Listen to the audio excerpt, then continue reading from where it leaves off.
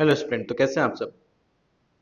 In today's video we are going to discuss the 10 important questions and important MCQ on the topic of inflation. Inflation is a very important topic for your prelims examination as well as the mains examination. तो आज हम prelims के question discuss करने वाले हैं। ये आपका state PCS examination Haryana, Punjab, Himachal Pradesh सब में एक इंपॉर्टेंट टॉपिक आ जाता है। Even in the UPSC every year 2 से ज़्यादा क्वेश्चन इन्फ्लेशन पे पूछे जाते हैं।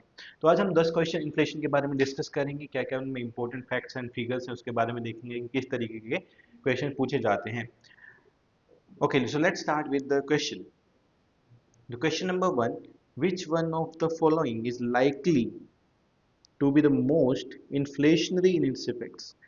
किस स्टेप की वजह से सबसे ज़्यादा इन्फ्लेशन होगा इकोनॉमी में।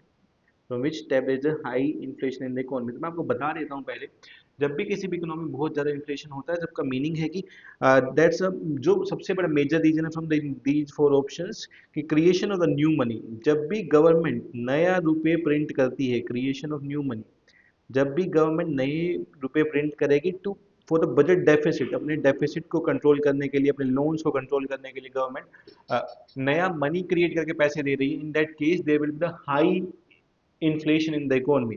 The answer of this question is D. Repayment of public debt से इन्फ्लेशन नहीं बढ़ेगा, borrowing from the public finance जब बजट डेफिसिट से भी इतना इन्फ्लेशन नहीं बढ़ेगा। Borrowing from the banks to finance budget deficit, ये तो गवर्नमेंट स्टेप्स लेता ही है इन दोनों केस में, बीओसी में government take the steps to finance their deficit. But जब गवर्नमेंट प्रिंट करने के लिए बोलेगा आरबीआई को for finance their deficit, that will lead to the inflation in the economy because it will increase the money supply. ये क्या करेगा, ये मनी सप्लाई को इंक्रीज करेगा इकोनॉमी में, and that's lead to the inflation, that lead to the inflation. So the answer of this question is D here. Let's move to the next one. A general rise in the level of prices may be caused by, किस चीज की वजह से prices बढ़ते हैं, क्या क्या reason हो सकते हैं उसके पीछे। An increase in the money supply, yes this is the reason. अगर मनी सप्लाई इंक्रीज होता है इकोनॉमी में, means the people are having the more money. अगर people are having the more money in their hand to spend, तो लोग ज्यादा spend करेंगे तो डिमांड बढ़ेगा, that will lead to the increase in the inflation. So the first is right. First right है तो we can eliminate the option number C. A decrease in the aggregate level of output, अगर economy का output decrease हो जाए, पहले हम 10 product बनाते थे, अब सिर्फ अभी हम 5 प्रोडक्ट बना रहे हैं, लेकिन डिमांड 10 के लिए ही है। अगर डिमांड 10 के लिए, प्रोडक्शन सिर्फ 5 का हो रहा है, तो people will pay more to buy that product. So in that case also the inflation will increase. The second is also correct. So we can also eliminate this option number A क्योंकि इसमें second है ही नहीं. Now we are left with the 1 and 2 and 1, 2 and 3. Let's see the third option. An increase in the effective demand. Yes, अगर demand increase हो जाएगी, it also lead to the increase in the inflation. So the answer of this question is 1, 2, 3. All the three region will increase the inflation in the economy. So the answer of this question is D here. Let's move to the next question. Before moving to the next question, we are launching our new GS foundation courses at Mans Chandigarh IAS Academy. The GS foundation courses, the batch will start from the 2nd of June, 9th of June and 16th of June. These batches will be for the state PCS, Haryana Civil Services, Punjab Civil Services, Himachal Pradesh Administrative Services के लिए रहेंगे। As well as we are launching a dedicated batch for the UPSC के लिए भी dedicated batch launch कर रहे हैं side by side.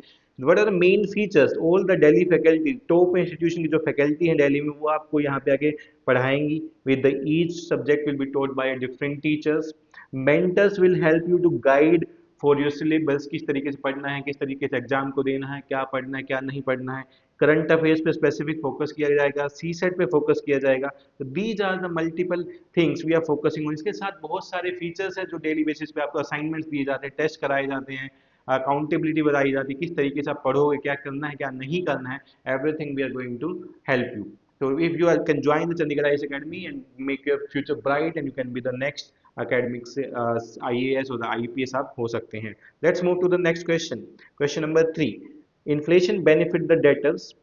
जिसने लोन लिया होता है वो हमेशा इन्फ्लेशन से फायदा करेगा उसको, क्योंकि इन्फ्लेशन जब भी होता है तो रुपए की वैल्यू कम होती है। जैसे जैसे इन्फ्लेशन बढ़ेगा तो value of money will decrease. जैसे मनी का वैल्यू डिक्रीज होगा तो एट दैट टाइम डेटर को कम पैसा देना पड़ेगा, debtor will pay the less money because उसका वैल्यू कम हो गया, अमाउंट उतना ही है लेकिन उसका वैल्यू कम हो गया। That's why the debtor will always हमेशा ही फायदे में रहेगा debtor because of the inflation.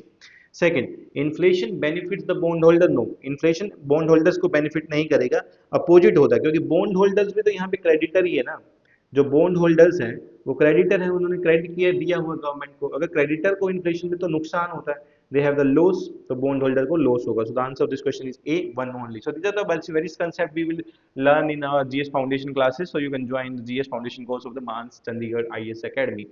Let's move to the next question. Next question, with reference to the India, consider the following statement: the wholesale price index in India is available on a monthly basis. Yes, it's available on the monthly basis as compared to the consumer prices index for the industrial worker, and WPI give the less weightage to the food article. तो इसमें आपको data factual based question है, तो data और facts का पता होना चाहिए, तभी आप बता सकते हैं कि इसके अंदर ज्यादा weight to the food article दिया गया, कम वेट टू फूड आर्टिकल दिया गया, तो answer is here, both 1 and 2 are correct here. Let's move to the question number 5 पे आते हैं.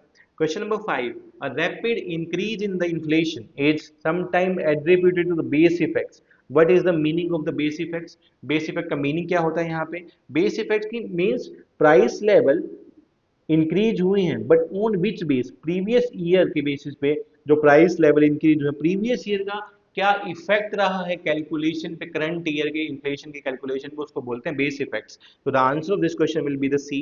It is the impact on the price level of previous year on the calculation of the inflation rate, कि previous year के prices का inflation rate calculation पे क्या impact रहा, that is known as the base effect. तो answer of this question is C here.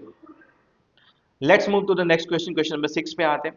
India has experienced persistent and high food inflation in the recent past. India में food inflation ज़्यादा ही रही है, अगर आप देखेंगे तो 7 से 8% फूड इन्फ्लेशन रही है. गवर्नमेंट ने इसके लिए मॉनेटरी पॉलिसी कमेटी भी बनाई है कंट्रोल करने के लिए, कि आपको जो इन्फ्लेशन है 4+-2 में रखना है, means in the range of 2 to 6 ही आपको इन्फ्लेशन रखना है. इसके मेजर रीजन क्या है, क्यों इंडिया में इतना इन्फ्लेशन बढ़ा है? Let's C.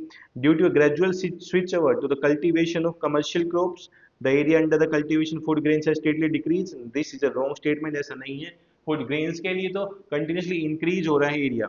As a consequence of the increasing the incomes, the consumption patterns of the people have undergone significant change. Yes, जैसे जैसे income increase हुई है तो consumption pattern increase हुआ है, demand increase हुई है. The food supply chain is structural constant always. Structural change, food supply का इशू एक बहुत बड़ा रहा है, कि चेन फूड सप्लाई चेन का एक मेजर इशू रहा है in the cause of the inflation. जहाँ पे प्रोडक्शन होता है तो दूसरी जगह वो प्रोडक्शन अच्छे तरीके से या टाइमली पहुंच नहीं पाता है. So the answer of this question will be the 2 and 3, both 2 and 3 only is the answer. First is not an answer here. Let's move to the next question. Question number 7. Question number 7 is related to the economic growth is usually coupled with. जब भी किसी भी country का growth होगा, ये आपको हमेशा याद रखना है, जब भी किसी भी कंट्री का ग्रोथ होगा वो हाई रेट पे ग्रो कर रहा है, 7% पे, 8% पे, 9% पे, means there is also increasing in the inflation in the economy. अगर कोई कंट्री अच्छा ग्रो कर रहा है तो मीन्स इन्फ्लेशन भी उस कंट्री में उतना ही ग्रो करेगा ऑलमोस्ट. जब तक इन्फ्लेशन नहीं होगा कंट्री में, कंट्री ग्रोथ नहीं करता है. तो जीडीपी अगर अच्छा ग्रो कर रही है तो मीन्स इन्फ्लेशन भी साथ साथ बढ़ रहा है. तो the answer of this question is B here, 7th is B. Let's move to the next question. Before going to the next question, we are launching a GS Foundation courses from the 2nd, 9th and the 16th of June. You can join the Mans Chandigarh IAS Academy for your state PCS and the UPSC courses, where we will provide you the every help that's required for an examination. Like top Delhi faculty will teach you in the classroom, top mentors from the Delhi will help you to guide for your journey. किस तरीके से आपको prepare करना है, क्या नहीं पढ़ना है, क्या पढ़ना है, करंट अफेयर्स में हेल्प किया जाएगा, CSET में हेल्प किया जाएगा. So you can join the Mans Chandigarh IAS Academy to achieve your dream of the IAS and the IPS. Let's move to the next question.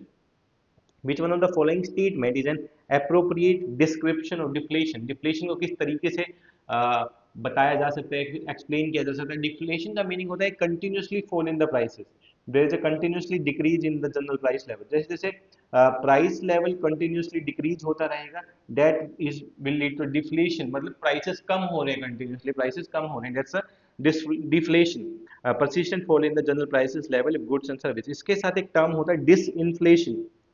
Disinflation is the second term जो use होता है. तो आप मुझे बताएंगे disinflation क्या होता है? डिफ्लेशन मैंने आपको बता दिया. Tell me in the comment section what's the meaning of disinflation का क्या मीनिंग है यहाँ पे. Let's moving to the next question. Question number 9. In India inflation is measured by the, in India inflation measure किया जाता है consumer price index के through measure किया जाता है, so answer is B here. लेकिन before 2014 W P I use किया जाता था, होलसेल प्राइस इंडेक्स यूज किया जाता था for the measure the inflation, लेकिन अभी भी दोनों को मिला के ही देखा जाता है। अगर आपके क्वेश्चन में आता है तो you will mark the consumer price index. So the answer of this question is B here. The inflation is measured through the consumer price index. Let's move to the next question. Question number 10. The know whether the rich are getting richer and the poor are getting poorer. It is necessary to compare. It is necessary to, क्यों हमें इसको compare करना है? That's why the richer are getting richer and the poor are getting poor. It's necessary to compare. So in that case, the distribution of income of an identical set of income is depend in the different period of time. कि कुछ एक लोगों के पास ही सारा के सारा income generate हो रहा है in an economy, that's lead to the because rich are getting richer and the poor are getting the poorer. So the answer of this question is B here. Answer of this question is B. This is the second part video. Now we can be stay tuned for the next video on the economy and for the other subject also. Thank you.